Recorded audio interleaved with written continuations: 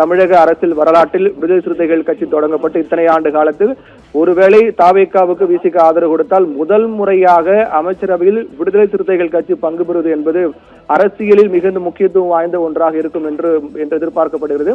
ஆளுநர் அல்லேக்கரை சந்தித்து தமிழ்நாட்டின் ஆட்சி அமைக்க விஜய் உரிமை கோரி இருக்கின்றார்.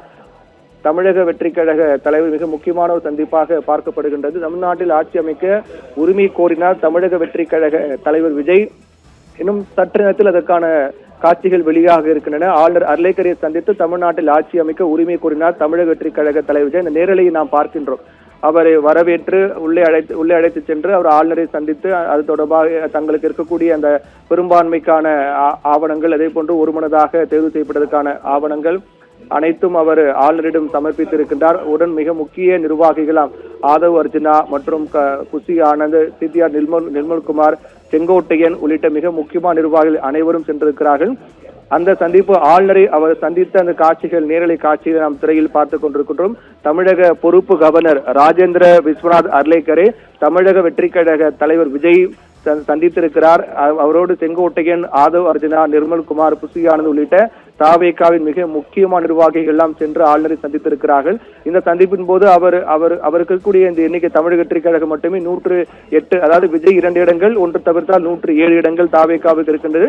அது தொடர்பான ஆவணம். அதே போன்று மேற்கொண்டு காங்கிரஸ் அவர்களுக்கு ஆதரவு கொடுத்ததற்கான அந்த ஆவணம், மேற்கொண்டு அவர் ஒருமனதாக தேர்வு செய்யப்பட்டதற்கான சட்டமன்ற தாவேகா குழு தலைவராக தேர்வு செய்யப்பட்டதற்கான ஆவணம் உள்ளிட்ட ஆட்சி அமைக்க உரிமை கோருவதற்கு என்னென்ன நடைமுறைகள் இருக்கின்றதோ அந்த நடைமுறைகளின்படி அவர் இந்த நிகழ்வை மேற்கொண்டிருக்கிறார். தமிழக பொறுப்பு கவர்னர் ராஜேந்திர விஸ்வநாத் அர்லேக்கரை தமிழக வெற்றி கழக தலைவர் விஜய் சந்தித்திருக்கிறார். இன்னும் சற்று நேரத்தில் அவர் விஜயை சந்தித்து விட்ட பிறகு வெளியே வருவார் என்று எதிர்பார்க்கப்படுகிறது. அப்போது அதிகாரப்பூர்வமாக நாளைய தினம் எத்தனை மணிக்கு இந்த பதவியேற்பு நிகழ்வு நடைபெறும் என்றும், அதற்கு பிறகு பதவியேற்பு நிகழ்வு நடைபெற்றாலும் கூட அந்த அமைச்சரவை பதவியேற்பு நிகழ்வு நடைபெற்று முடிந்தாலும் கூட அடுத்த கட்டமாக விஜய் மேற்கொண்டு தேவையான எண்ணிக்கை அந்த இடங்கள் அதற்கான நடைமுறைகளை இறங்குவார் என்றும் எதிர்பார்க்கப்படுகிறது. கம்யூனிஸ்ட் கட்சிகளா, விசிகாவா, பாமகவா, எந்த கட்சி அடுத்து விஜய்க்கு ஆதரவு தர போகிறது? ஒருவேளை அதிமுகவுடன் கூட பேச்சுவார்த்தை மேற்கொண்டு வந்தார்கள், ஒருவேளை அதுவும் கைகூடுவதற்கான வாய்ப்பு இருக்கின்றதா? மற்ற எந்த கட்சிகளும் இடதுசாரி விசிக என யாரும் ஆதரவு தெரிவிக்காத பட்சத்தில், பாமக ஆதரவு தெரிவிக்காத பட்சத்தில் அதிமுக ஆதரவு கோருவது தவிர வேறு வழியில்லாத ஒரு நிலை தாவேகாவுக்கு ஏற்படும். அப்படி இருக்கும்போது கடைசி வாய்ப்பாக அவர்கள் அதிமுகவை தான் அவர்கள் பயன்படுத்துவார்கள். ஏற்கனவே அதிமுகவிடம் பேசி வருவதாக தெரிவிக்கப்பட்ட சூழ்நிலையில் அதிமுகவிடம் அடுத்த கட்டமாக அவர்கள் மீண்டும் பேச்சுவார்த்தை நடத்துவதற்கான வாய்ப்பு இடதுசாரிகள் விசிக ஆதரவு கொடுக்காத பட்சத்தில் ஏற்படும். அப்படி இருக்கக்கூடிய நிலையில் தான் அடுத்த கட்டமாக விஜய் பதவியேற்பு நிகழ்வு நடைபெற்று முடிந்த பிறகு அடுத்து அவர் பெரும்பான்மைக்கான இடங்கள் 118 என்பதை அவர் பெறுவதற்கான நடவடிக்கை தான் அடுத்து முதலில் அவர் இறங்குவார் என்று எதிர்பார்க்கப்படுகிறது. அது மட்டுமில்லாமல் முதலமைச்சராக பதவியேற்ற பிறகு அவர் போடக்கூடிய முதல் கையெழுத்து என்ன என்பதும் எதிர்பார்ப்பு ஏற்படுத்தியிருக்கிறது. 2021 சட்டமன்ற தேர்தலில் மு.க. ஸ்டாலின் வெற்றி பெற்று முதலமைச்சராக பதவியேற்பு நிகழ்வு நடைபெற்றவுடன் 5 முக்கியமான திட்டங்களை தொடங்கி வைப்பதற்கான கோப்புகளில் கையெழுத்திட்டார். அதன்படி பார்க்கும்போது முதலமைச்சராக விஜய் முதல் முறையாக அரசியல் கட்சி தொடங்கி முதல் தேர்தலிலேயே மிகப்பெரிய வெற்றியை அவர் சாத்தியமாக்கி இருக்கிறார். 35 விழுக்காடு வாக்கு வங்கி என்பது தனித்து போட்டிட்டு 35% என்பது இதுவரை யாரும் பெறாத ஒரு சதவீதமாக தமிழ்நாட்டில் இருக்கின்றது. அந்த வகையில் ஒரு வரலாற்று வெற்றியை விஜய் பெற்றிருக்கிறார் என்பதில் மாற்று கருத்தில்லை. இருந்தாலும் ஆட்சி அமைப்பதற்கான அறுதி பெரும்பான்மை என்பது விஜய்க்கு இல்லை என்பதும் ஒரு பெரிய பின்னடைவாக பார்க்கப்படுகிறது. அடிப்படையில் பார்க்கும்போது விஜய் நாளை பதவியேற்பு நிகழ்வு நடைபெற்றவுடன் அவர் போடக்கூடிய முதல் கையெழுத்து என்ன என்பது மிகப்பெரிய எதிர்பார்ப்பு ஏற்படுத்தியிருக்கிறது. பெண்களுக்கு மாதாந்திர தொகை 2500 என்பது முதல் கையெழுத்தாக இருக்குமா, அல்லது இலவச பேருந்து பயணம் அனைத்து மாவட்டங்கள் எந்த தமிழகம் முழுவதும் கூட அனைத்து பேருந்துகள் அரசு பேருந்து இலவச பயணம் என்பது முதல் கையெழுத்தாக இருக்குமா, 200 யூனிட் இலவச மின்சாரம் என்பது முதல் கையெழுத்தாக இருக்குமா, 6 சிலிண்டர் வழங்கப்படும் என்பது முதல் கையெழுத்தாக இருக்குமா, உள்ளிட்ட எந்த திட்டத்தில் அவர் முதல் கையெழுத்து போட போகின்றார் என்ற எதிர்பார்ப்பும் எழுந்திருக்கின்றது. இந்நிலையில் தான் அதற்கு முன்னதாக பதவியேற்பு நிகழ்வுக்கு முன்னதாக நடக்கக்கூடிய அந்த நடைமுறை விடயங்கள் ஒவ்வொன்றாக நடைபெற்று வருகின்றது. ஆட்சி அமைக்க உரிமை கோரினார் தமிழக வெற்றி கழக தலைவர் விஜய். உடன் சிடிஆர் நிர்மல்குமார், புசி ஆனந்த், செங்கோட்டையன், அதே போன்று அருண்ராஜ் உள்ளிட்ட முக்கிய நிர்வாகிகள், ஆதவ் அர்ஜுனா உள்ளிட்ட முக்கிய நிர்வாகிகள் எல்லாம் சென்றிருக்கிறார்கள். ஆட்சி அமைப்பதற்கான உரிமை கோரியிருக்கிறார் தமிழக வெற்றி கழக தலைவர் விஜய். நாளை காலை தமிழ்நாட்டின் முதலமைச்சராக விஜய் பதவியேற்க இருக்கின்றார். அதற்கான ஏற்பாடுகள், பாதுகாப்பு ஏற்பாடுகள் எல்லாம் மிக தீவிரமாக ஒருபுறம் நேரு உள்விளையாட்டு அரங்கில் நடைபெற்று வருகிறது. நாளை தமிழ்நாட்டின் முதல்வராக பதவியேற்கிறார் தமிழக வெற்றி கழகத்தின் தலைவர் விஜய்.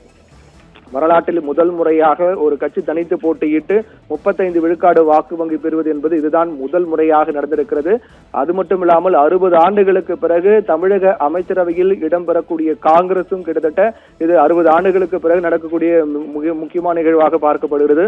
ஒருவேளை விசிக தாவேக ஆதரவு கொடுத்தால் முதல் முறையாக தமிழக அரசியலில் விசிக அமைச்சரவையில் பங்கு பெறும் முதல் நிகழ்வாக இருக்கும். உள்ளிட்ட பல முக்கியமான மாற்றங்கள், திருப்பங்கள், இதுவரை யாரும் கணிக்க முடியாத அதிரடியான மாற்றங்கள் இந்த தேர்தல் முடிவுகள் என்பது நமக்கு கொண்டு வந்து சேர்ந்து கொண்டிருப்பதை பார்க்கின்றோம். அதில் மிக முக்கியமாக தமிழக வெற்றி கழக தலைவர் விஜய் தமிழக பொறுப்பு கவர்னர் ராஜேந்திர விஸ்வநாத் அர்லேக்கரை சந்தித்து பேசியிருக்கிறார்.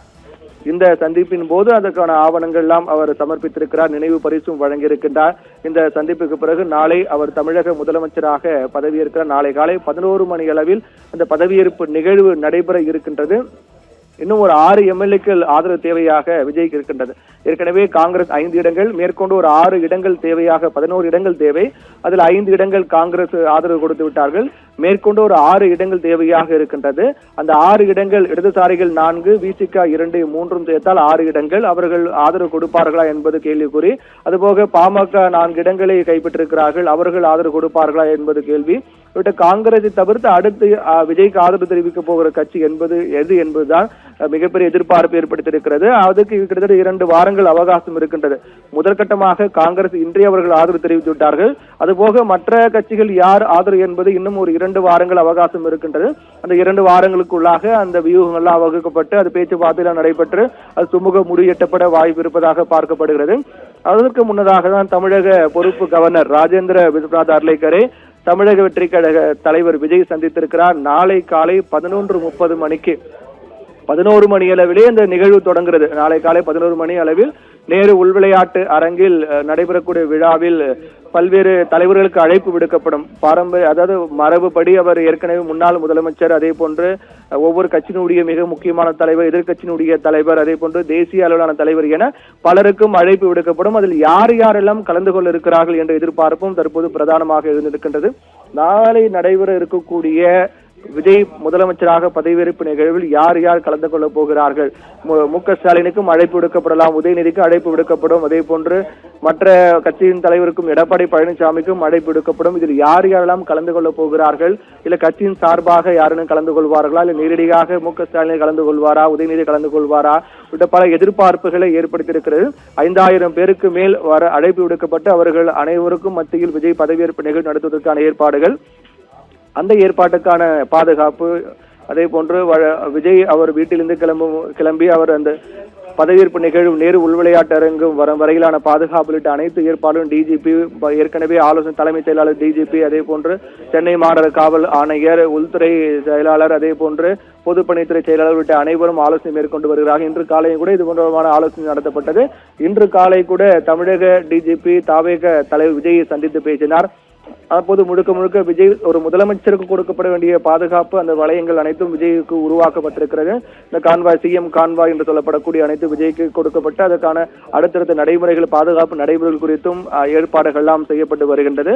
இந்த நிலையில் தான் தமிழக வெற்றி கழக தலைவர் விஜய் தமிழக பொறுப்பு கவர்னர் ராஜேந்திர விஸ்வநாத் அர்லேக்கரை சந்தித்து ஆட்சி அமைக்க உரிமை கோரியிருக்கிறார். சென்னை மக்கள் பவனில் ஆளுநர் அர்லேக்கர், தாவேக தலைவர் விஜய் சந்திப்பு சுமார் அரை மணி நேரமாக நடைபெற்று வருகின்றது. ஆட்சி அமைக்க உரிமை கோரிய தாவேக தலைவர் விஜயுடன் ஆளுநர் அர்லேக்கர் ஆலோசனை நடத்தி வருகிறார். ஆலோசனை என்றால் கிட்டத்தட்ட ஒரு அரை மணி நேரமாக இந்த ஆலோசனை நடைபெற்று வருகிறது. இந்த ஆலோசனை முடிந்து இன்னும் சற்று நேரத்தில் அவர் வெளியே வருவார் என்றும் எதிர்பார்க்கப்படுகிறது. கிட்டத்தட்ட 30 நிமிடங்களாக இந்த ஆலோசனை நடைபெற்று வருகின்றது. 30 நிமிடங்களாக நடைபெற்று வரக்கூடிய நிலையில் ஆளுநர் மிக தீவிரமாக ஆலோசனை மேற்கொண்டு வருகிறார். இந்த ஆலோசனையில் எண்ணிக்கை, அதாவது 118 என்பது எப்போது நீங்கள் அதை பெரும்பான்மை நிரூபிக்கப் போகிறீர்கள், தற்போது எத்தனை எம்எல்ஏக்கள் ஆதரவு இருக்கின்றார்கள் உள்ளிட்ட அனைத்து விடயங்கள் குறித்தும் தீவிரமாக பேசப்பட்டு வருகிறது. இன்னும் சற்று நேரத்தில் அந்த ஆலோசனை கூட்டம் முடிந்து தமிழக வெற்றி கழக தலைவர் விஜய், அவருடன் சென்ற முக்கிய நிர்வாகிகள் அனைவரும் வெளியே வர இருக்கின்றார்கள்.